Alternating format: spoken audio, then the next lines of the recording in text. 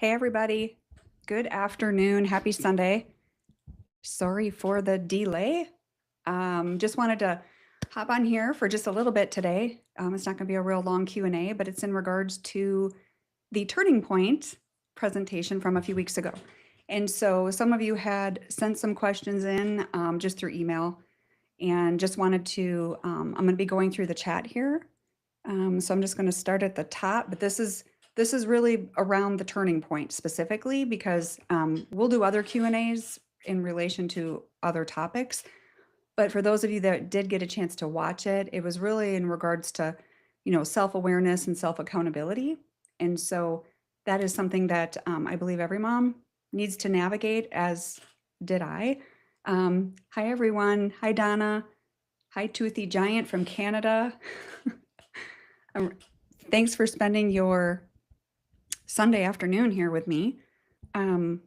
So in regards to the chat here, I'm just going to grab a few of them here. In regards to this, NCSC Beach, is this in regards to the Turning Point?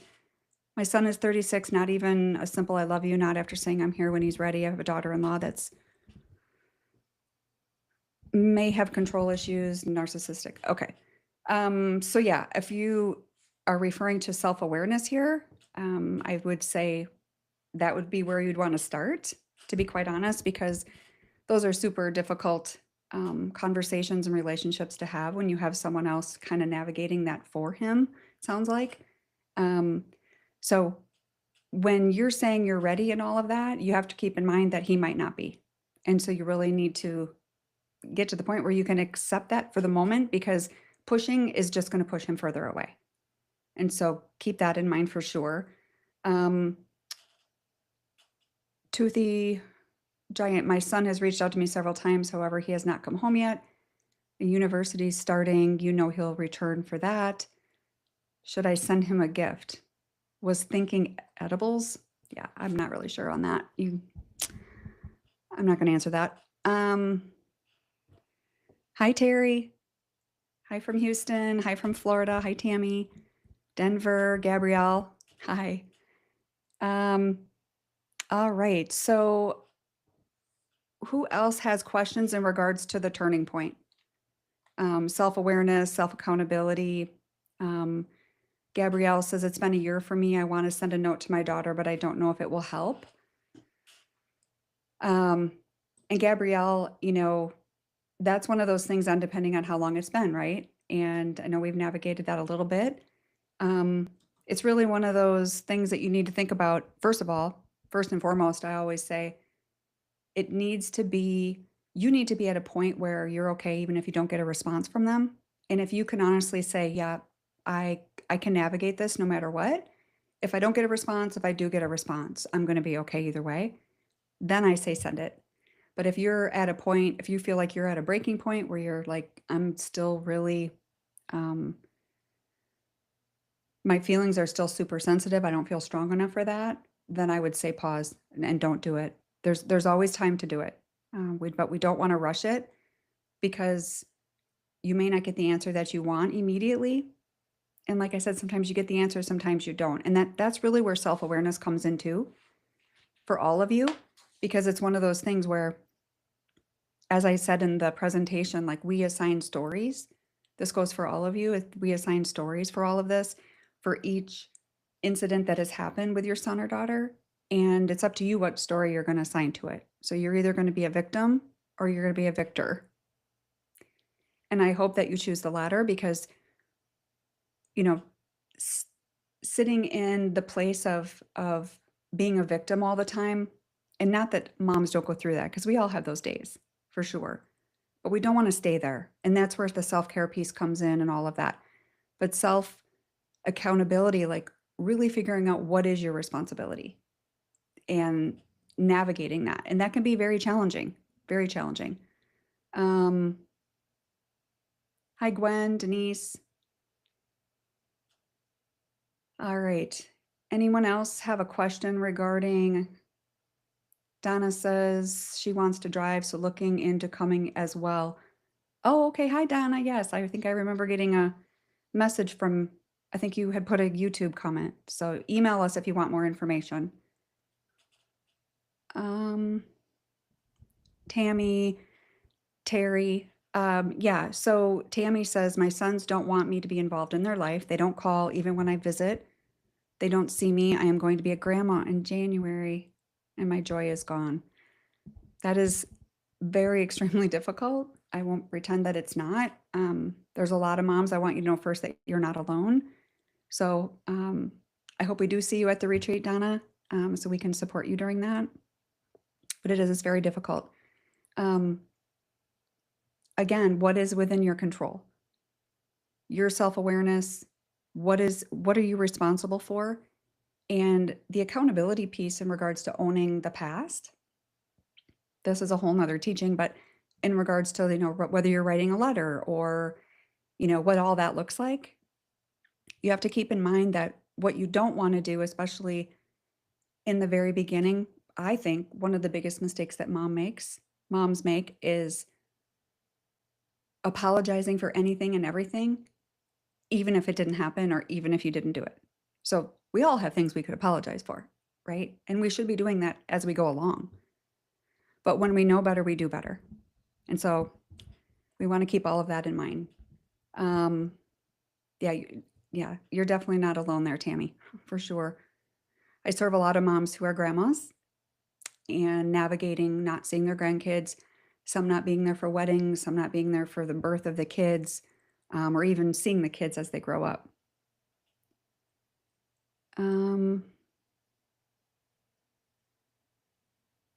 Retreat in Canada. Terry says she's trying to drive from Louisiana. Maybe we could make a road trip. Oh, Donna said that. Yeah. Yeah. So any other questions specifically around, I think I'm just going to also go ahead and just share a few things that I think are important that maybe you got out of the turning point, or if you missed it, if you didn't see the replay. And one of those things is the BET framework, the BET framework. And it stands for boundaries, enabling, and triggers. And so one thing for each and every one of you. Hi, Jane from England, South Africa, Tanya.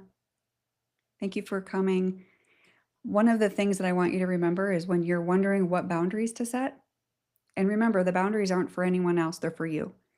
And so navigating that, I want you to consider and think about what are your triggers, right? The people, places, things, memories, thoughts, all of those things. And you create the boundaries based off of them, because that's a really good indicator of what still needs some work and where you need to be a little bit more mindful of, what is going on or what's going on around you, because you can speak life or death over your situation. And I believe that firmly. So we want to speak life, right? My son has changed ever since he got married to his wife. He says he never asked to be born. He doesn't owe me anything. That's hurtful. Very, very hurtful. My son is in Chicago with his father. Should I go out there to meet with him or just wait for him to come home? I wanted to reach out and send him a gift. I have owned my past. Gotcha. Obviously, ideally, it would be great if you guys could communicate before you make that trip and just show up. I wouldn't just do that. It would be nice if you could, make just to be able to meet up for dinner or something if he's willing. As far as gifts, again, if you're okay with not getting a response, then I believe it's okay to send. I wouldn't overdo it, but if it's specifically for, a birthday or whatnot, then, and you feel okay with that, then it's okay. Gwen says, I find it so challenging to support my son's new plans versus my wanting him to go to university. Yeah. Well, he's a grown adult, and so we have to remember he's going to make his own choices. Hopefully they're healthy choices, but they may not go to the university you want. They may not go take the career path you want. They may not marry the person you want, right? But those aren't our choices, and we don't get to vote. We don't get a vote on that. So We have to be mindful of what, again, the self accountability, which is very similar to self responsibility. What is your responsibility in his life and what is not? Um, Gwen says instead he wants to work first and pay his own his own way for school. Well, that's admirable that he wants to pay his own way. I don't hear that a lot. um, MP sent an invitation text to my 44-year-old son to meet, and I listen. He responded defensive, and I responded back immediately. Being defensive should have never done. Is this ruined? No, it's not ruined, but this is where it's so important to do the work on responding and not reacting. Because you matching his energy of anger is not going to solve any problem. It's just going to create more. So that was a wash, that particular conversation. So I would give it some time and apologize for that and reach back out. I don't know that I would do it immediately because he's not going to take you serious at the moment, right? The defensiveness. Gwen asked about expectations. The expectations, you need to be mindful of those because, again, we're talking about adult children. So what are your expectations? Right? And are they valid? So you have to be really mindful of that. They're their own people. They live their own lives. Denise is talking about anger regarding the cruel things my daughter has said. Feel bad if I don't send at least a card.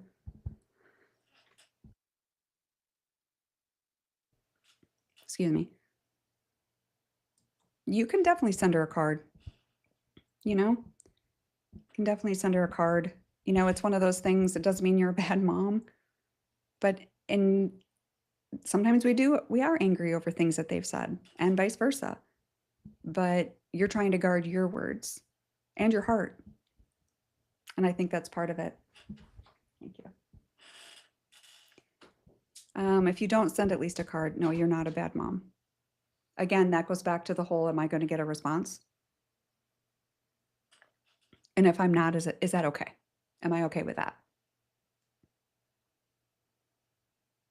Can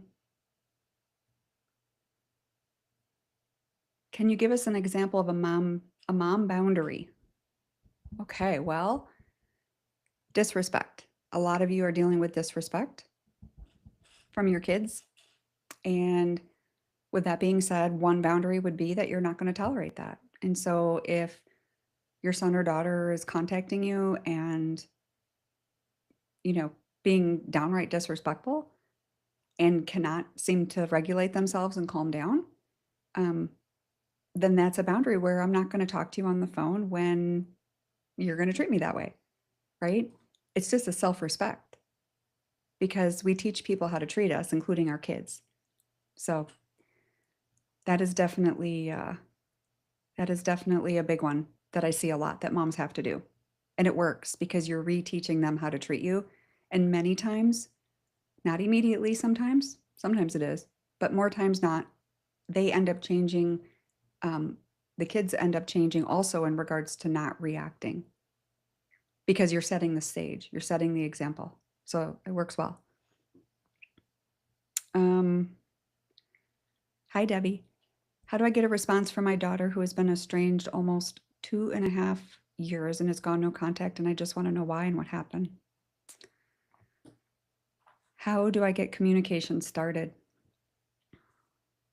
I guess at the 2.5 years, I would definitely be writing a letter if I haven't already.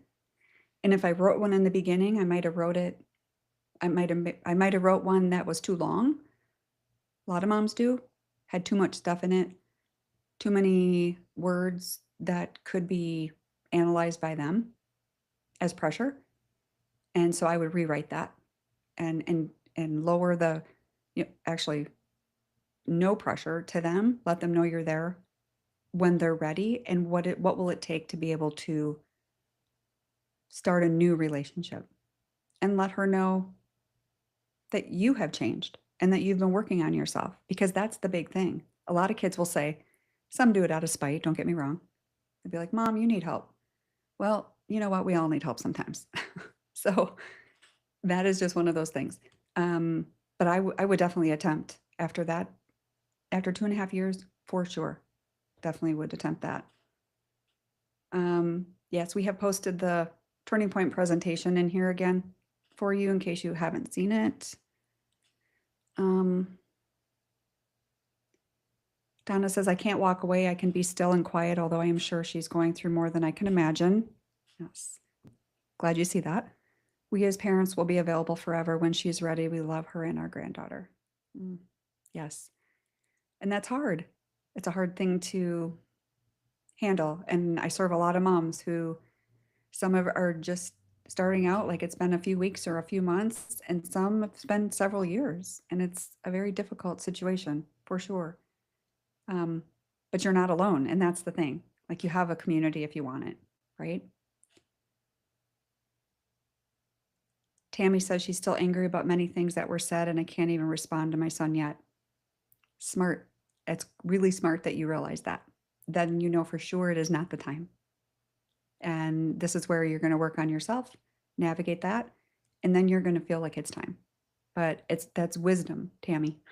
There's a lot of wisdom in that. Isabel, my daughter blocked me 4 years ago, and now I feel like I'm not a mother anymore. You know, maybe 4 years ago, maybe there's a way to reach out through someone else or something like that to Isabel, you know? Even though she blocked you, sometimes God uses other people. So keep that in mind. Don't ever give up. A lot of stories, including my own, of stories that seemed really bleak and like it's not possible that it's ever going to change. But let me tell you, it can. And I see it all the time. So don't ever give up hope. So I wanted to, before we hop off here, I wanted to just remind you guys of the retreat that's happening in October. I know some of you on this call are coming. I wanted to let you know, so it's October 10 and 11. So it's Friday, October 10, Saturday, October 11 until 1. So it's a half day on Saturday. And it's here in Florida. The retreat location is in Ellenton, Ellenton. All the details are on my website. It's on the front page of my website. You can go under there and look at everything. If you have any questions, you can email us. That's all there on my website as well. And that is sally-harris.com. And so we will put that in the chat also. And it's one of those things where when you're ready for community and actually like a life-changing weekend to be able to just be brave. And I know it's hard to walk into a room. For some of you, you aren't going to know another person, but I promise you, you're going to leave with friends.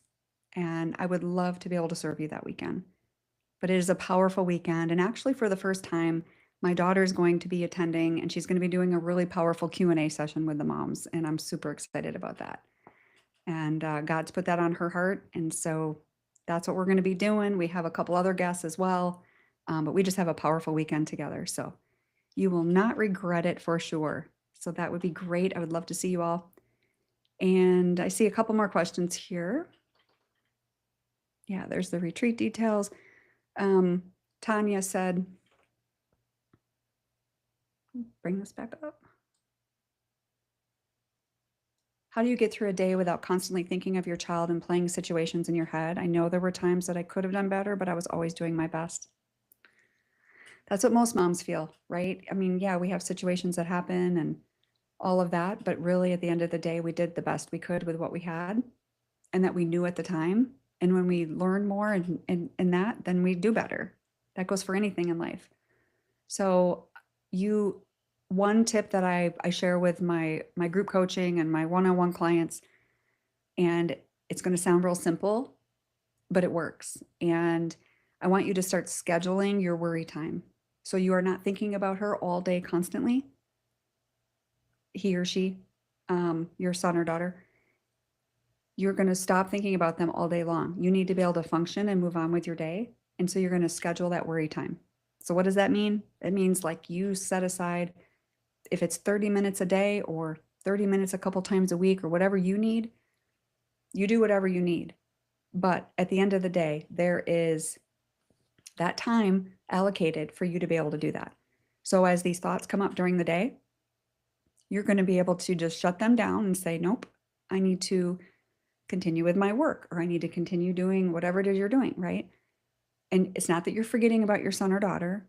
It's not that you don't love them, because sometimes we think if we're not thinking about it constantly, that we don't love them. We tell ourselves that lie, which is a total lie. So I want you to remember that and be able to like just navigate it. It's like, nope, I'm going to set that aside right now. And 4 o'clock or 5 o'clock or whatever time is your time that you've got that time allocated, that's what you're going to do. So I hope that makes sense. It works. I promise you. I have tons of clients that do it. Donna says, what hotels are close? We have a whole guide. If you email us, Donna, we can send you the guide. We've got a couple hotels on there, and there's tons more that aren't listed, but we can give you the general address, and you can find a hotel for sure. There's tons of hotels around here, so not a problem. All right. Sunshine says, I'm afraid to reach out, not sure of how I will be treated. Why am I so scared? Well, you're scared because you probably were treated poorly at one time. You had an argument, right? So you're afraid of more of it. So I just want to tell you, just to keep in mind that you're not going to know if your son or daughter has changed, and they're not going to see that you've changed if you've started to do the work, right? If things have not shifted for you and you're still in the same mindset of whatever that was, I probably wouldn't reach out to them yet. Like, this is your time. I always say you have two responsibilities right now as a mom.